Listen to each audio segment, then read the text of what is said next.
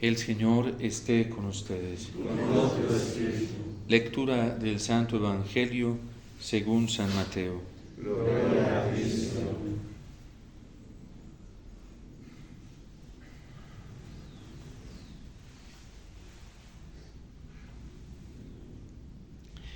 En aquel tiempo envió Jesús a los 12 con estas instrucciones. Vayan y proclamen por el camino que ya está cerca el reino de los cielos. Curen a los leprosos y demás enfermos. Resuciten a los muertos y echen fuera a los demonios. Gratuitamente han recibido este poder. Ejérzanlo pues gratuitamente. No lleven con ustedes en su cinturón monedas de oro, de plata o de cobre. No lleven morral para el camino, ni 2 túnicas, ni sandalias, ni bordón, porque el trabajador tiene derecho a su sustento. Cuando entren en una ciudad o en un pueblo, pregunten por alguien respetable y hospédense en su casa hasta que vayan. Al entrar saluden así: que haya paz en esta casa.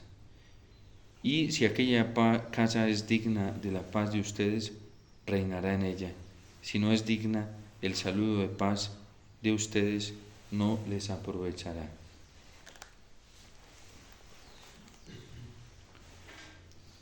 Palabra del Señor. Gloria a ti, Señor Jesús.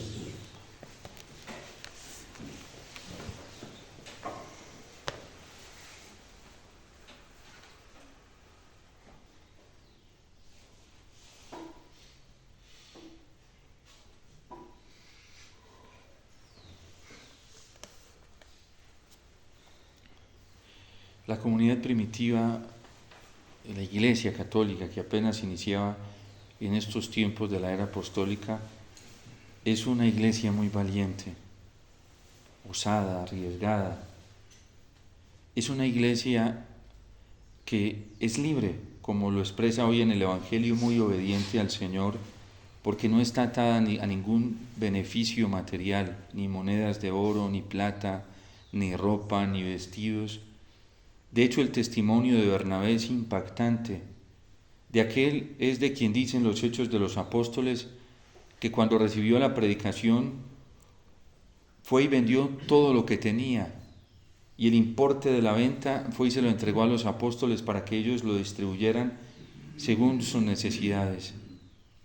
Es la convicción de este hombre tan grande, es la apertura de una casa, de un corazón, para acoger la palabra del Señor y hacerse digno del regalo que da el Señor por su docilidad y su humildad, sobre todo esa obediencia de la fe, para entregar todo.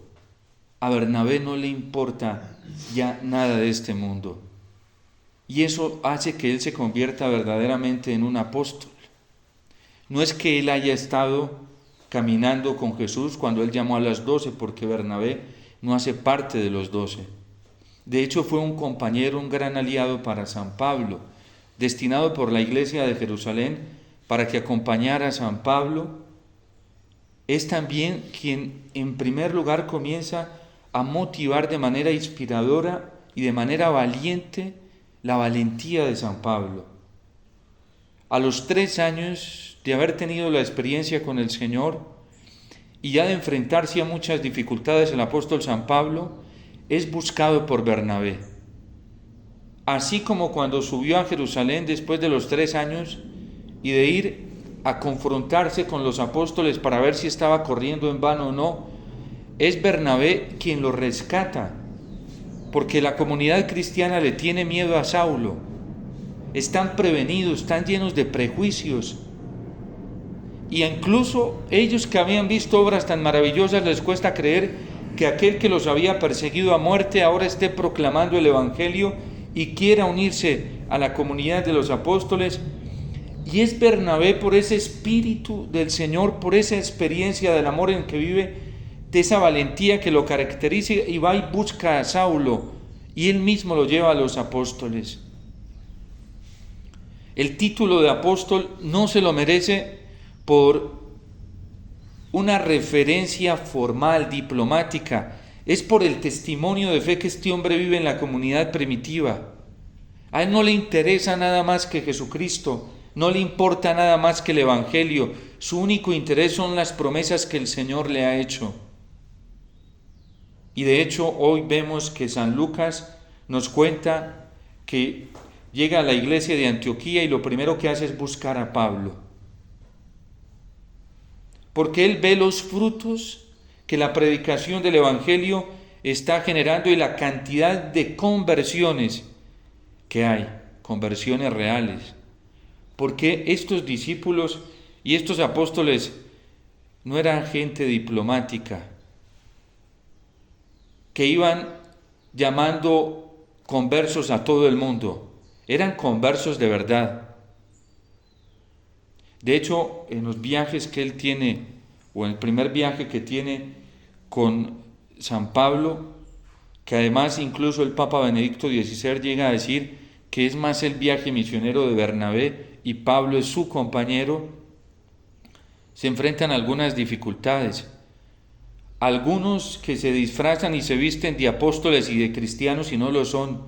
Y con cuánta valentía Bernabé y Pablo los enfrentan y los desenmascaran. Porque la iglesia estaba constituida de profetas y Bernabé era uno de esos profetas, para darse cuenta con mucha rapidez por la gracia que había recibido del Señor, quién vivía íntegra y rectamente la fe y quién era un disfraz de cristiano. Y se fueron enfrentando a este tipo de cosas, a motivar como lo está haciendo hoy, así como motivó a San Pablo para que fuera valiente, porque por ese carisma profético se pudo dar cuenta que en San Pablo estaba respirando el Espíritu del Señor y el amor de Dios, pero también ese espíritu profético, ese carisma profético le dio esa sutileza para darse cuenta quiénes no eran verdaderamente. Y esa es la vida de Bernabé, ese es el ejercicio de su ministerio, un hombre lleno de una fe profunda en el Señor. A Bernabé no le interesa el crédito de los hombres, no le importa. No busca ser acreditado por los hombres porque está acreditado por Dios y es lo único que le importa. Y esto se lo enseña San Pablo. San Pablo también aprendió de Bernabé. De hecho, en su segundo viaje misionero se vuelve tan osado y tan valiente que hubo un momento en que los dos tuvieron una acalorada discusión por la cobardía de San Marcos, que no los quiso acompañar. Y entonces San Pablo le dijo a Bernabé, se dio una discusión entre ellos y se opuso a que San Marcos lo siguiera acompañando. Y Bernabé se separó de San Pablo. Hasta en los santos hay estas cosas. Y a ninguno de los dos los detuvo este tipo de altercado. El uno que decía que sí había que llevar a Marcos y que eso no era para darle tanta importancia, y el otro dijo sí, el otro no lo llevo porque sí hay que darle importancia a eso, nos dejó solos. Y para una tarea de esta, San Pablo era así, Dios sabe, para una tarea de esa no podemos llevar a una persona tan cobarde como Marcos. Y no lo quiso llevar y se separaron. Después San Pablo lo va a coger nuevamente y es Marcos quien termina acompañándolo en los momentos más difíciles de tribulación.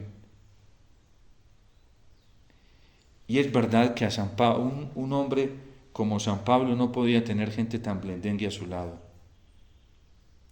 ¿Quién le contagió esta misma valentía? Se la contagió Bernabé. ¿Y qué tal que San Pablo se hubiera dejado manipular, como lo intentaron manipular los mismos cristianos? Porque la gente cobarde a San Pablo era así, intentaban manipularlo y hacerle reducir el lenguaje y bájele al tono. A San Pablo no lo detenía nada.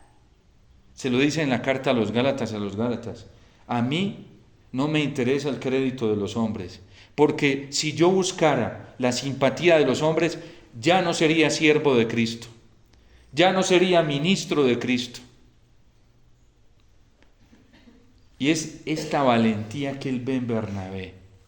Para San Pablo es inspirador el testimonio valiente de Bernabé. Es un hombre que no piensa y dice, bueno, venga, yo cómo voy a vender todo y me voy a quedar sin nada, hay que hacerlo despacito. No, este es un hombre bueno, lleno del Espíritu del Señor. Es un hombre de fe. Y por eso se gana el título de apóstol. Por su testimonio. Porque ama al Señor verdaderamente.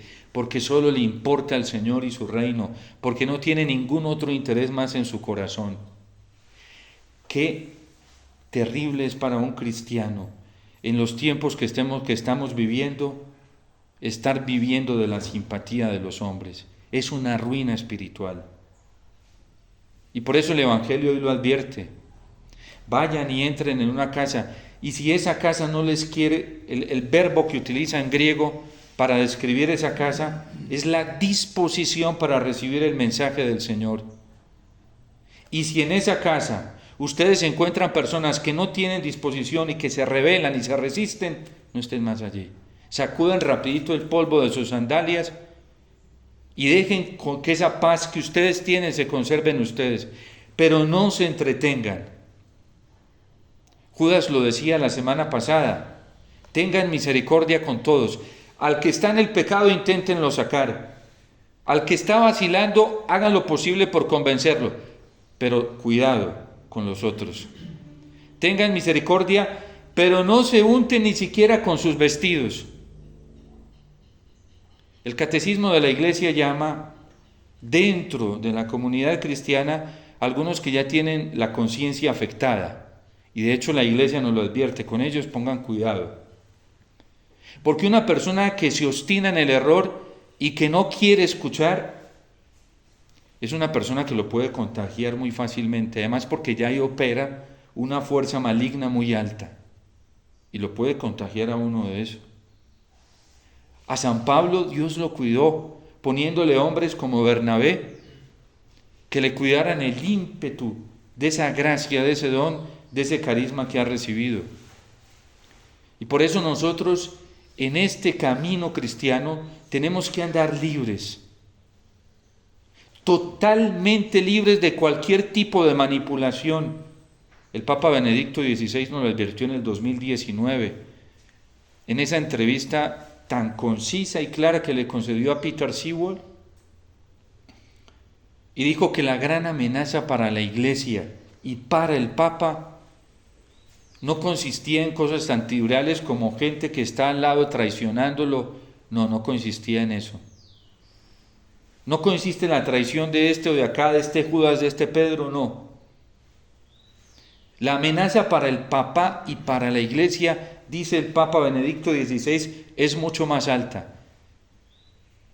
Y dice, y nuestra percepción de esa amenaza en estos tiempos es muy limitada. Y es verdad. La ceguera que está inundando a los cristianos católicos es altísima. ¿Por qué? Por falta de conversión.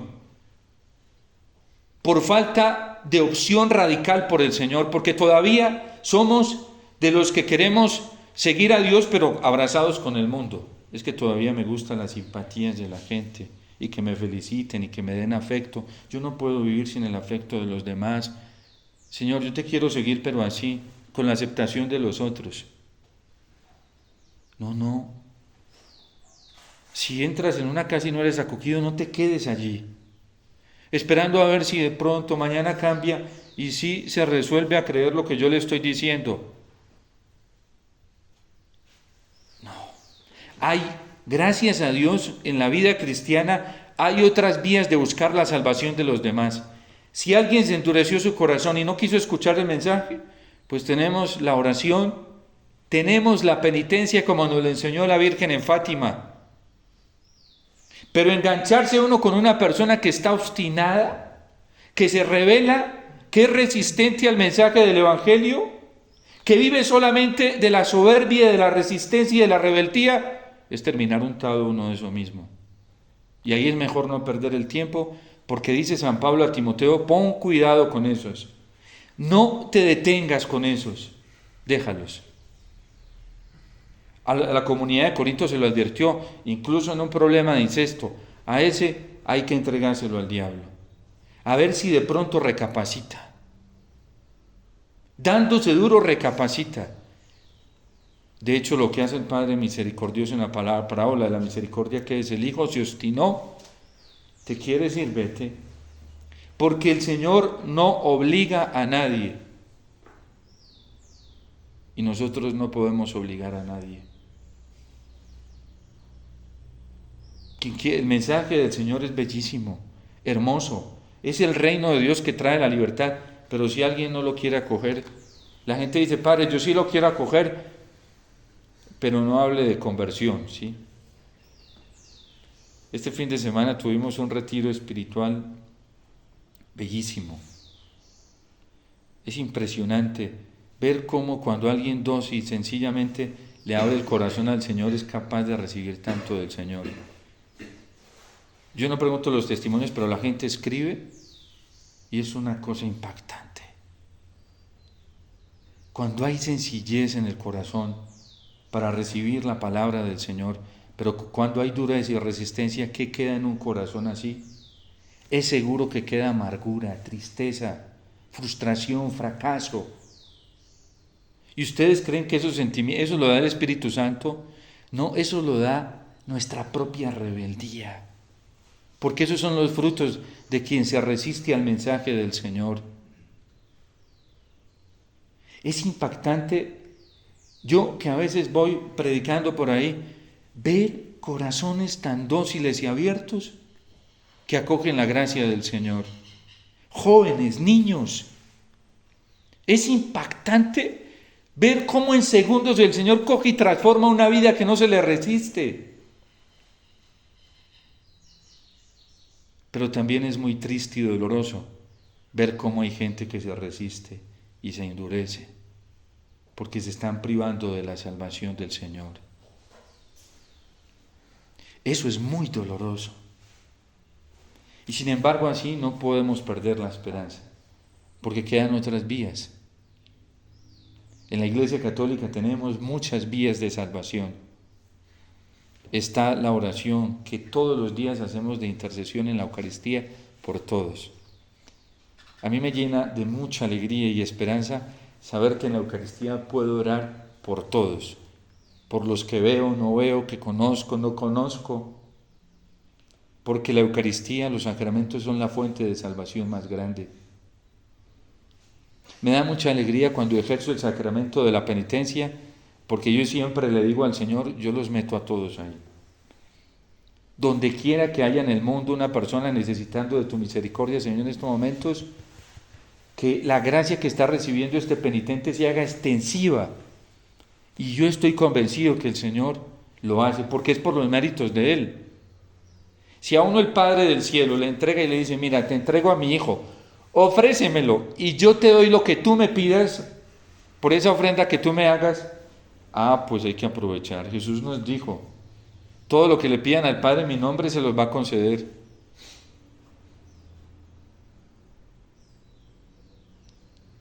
Es impresionante lo que hace el Señor. Una joven se me acerca y me dice: Padre, usted no me contesta. Yo la conozco hace muchos años y es que no he tenido tiempo, pero he visto tus mensajes y te he encomendado. Y me vio mientras iba entrando a la capilla: ¿y cuándo me va a atender? Y dijo: hijita, hoy no puedo porque mira, tengo aquí casi más de 100 personas. Le dije: pero es muy sencillo. Es muy sencillo. Solo que creas en el poder del Señor. No te enfrasques en tus problemas, que la gracia que te está ofreciendo el Señor es más grande. Y se entra a la Eucaristía, participa en la Eucaristía, y después de la Eucaristía me escribe un mensaje y me dice: Padre, gracias. Me voy llena de paz y de esperanza. ¿Quién le dio eso? El Señor. Que el Señor hace cosas maravillosas. Cuando le abrimos el corazón, las hace. Pero que se nos endurece el corazón y somos más esclavos del pecado y del mundo. Cuando nos rebelamos a la palabra del Señor, eso sí. ¿Y quién aprovecha? Otro es el que recoge y el que cultiva, es el demonio. Porque tenemos esas posibilidades de que cultive y recoja el Señor. ¿Cómo cultiva? A través de los profetas y maestros, así como estaba constituida la iglesia primitiva que Él manda para llamarnos a la conversión. ¿Y cómo recoge? Él recoge cuando ya hay frutos de paz y de alegría en estos corazones, que son los frutos que produce el Espíritu Santo, en un corazón humilde y sencillo que se deja cultivar. Y el cultivo se tiene que trabajar, en el cultivo hay poda, hay movimiento de la tierra. Y cuando se mueve la tierra y se sacude, muchos microorganismos mueren, otros viven, para que el árbol sea más fecundo. Si nosotros viéramos microscópicamente el proceso de labrar la tierra, son puros microorganismos que están ahí. Y entonces cuando uno coge y voltea la tierra, la maleza es un ser vivo. La arrancamos, la enterramos para que se pudra, y ese ser vivo muere para que otros que necesita la planta alimenten la raíz de la planta. Así es el camino del Señor, es un constante purificar y conversión. Pero miren, hay tanta soberbia hoy en la iglesia. No la iglesia, sino en la iglesia. Hay tanta soberbia, sobre todo en la jerarquía, en la vida consagrada. Vaya, dígale usted a un obispo que tiene que purificarse. Ay, es como si les hubieran insultado. No, peor que un insulto, como si le hubiera disparado con un fusil, yo no sé de qué. ¡Asesino! ¿Eso cómo se llama? Soberbia. Porque todos los días pedimos en la plegaria eucarística por los pastores, para que crezcan en la perfección de la caridad. Y ellos mismos hacen esa oración. Va a llegarle a un sacerdote que no es santo, que tiene que cambiar. Díganos a los sacerdotes, a mí me encanta. Hay una joven que me dice: Padre, todos los días oro para que usted crezca en el camino de la conversión. Y eso me da una alegría. Yo qué bueno que está orando por mi purificación, porque estás consciente de que necesito purificación. ¿Cómo me va a incomodar por eso? A veces nos llenamos de tanta soberbia. ¿Y saben por qué es eso? Porque nos creemos ya listos. Y si estamos listos, yo no sé por qué no ha venido la voz del Señor a cortar el fruto.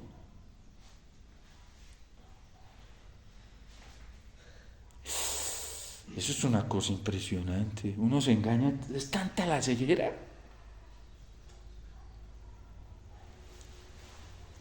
Díganle usted a un consagrado, a una consagrada, a un religioso, que hay que convertirnos. ¿De qué, Padre? Que se conviertan los otros. Y saber que es la medicina más agradable. La medicina para sanarnos, tanto interior como exteriormente, es la conversión. Y el diablo tan astuto nos engaña. Dice: yo no necesito, el que necesita es usted. Y nos perdemos, por tener esa actitud, nos perdemos hasta la bendición de la Eucaristía. Es tremendo el nivel de ceguera que hoy hay.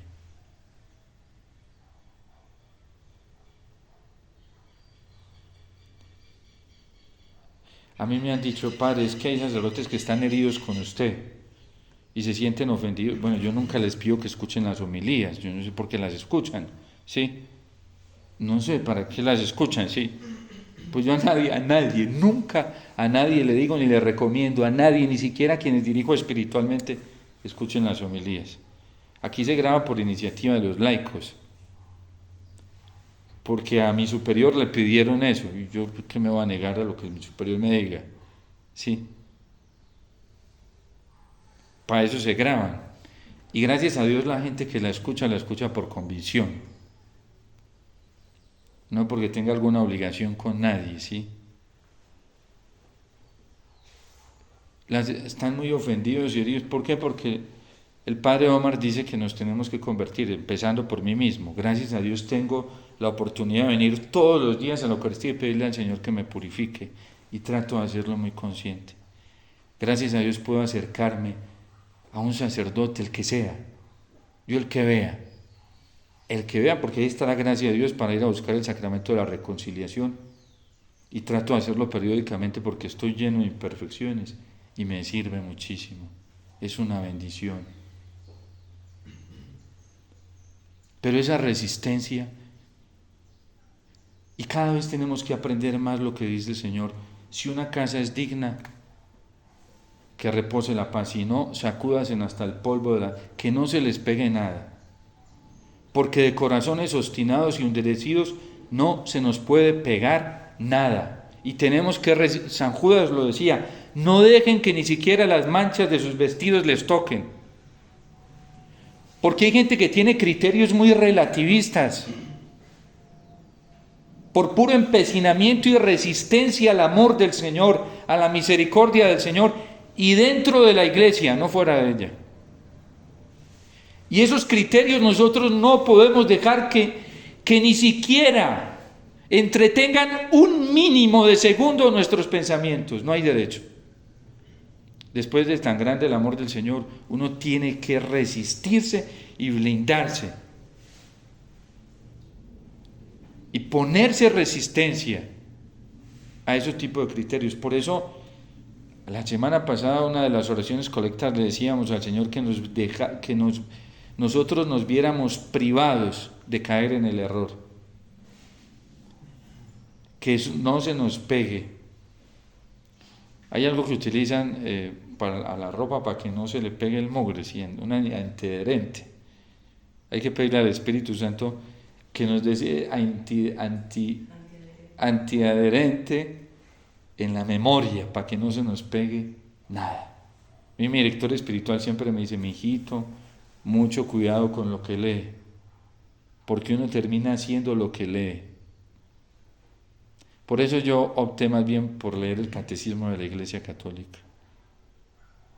Esa es mi lectura favorita. Ni escuchar a nadie, hace años, más de 5 años que no volví a escuchar ni predicadores ni nada, y la gente me manda: y padre, escuche, y yo con mucho respeto les digo: mira, yo hace tiempo, yo lo que necesito saber, voy al Catecismo de la Iglesia Católica. Padre, usted sí es soberbio. Gracias a Dios esa soberbia me da para saber que tengo que escuchar a mi madre, que tiene más experiencia que yo y que cualquiera que haya hoy en esta tierra. Gracias a Dios esa soberbia me sirve para saber que tengo que ser como un niño ante mi madre, la Iglesia, porque ella sabe más.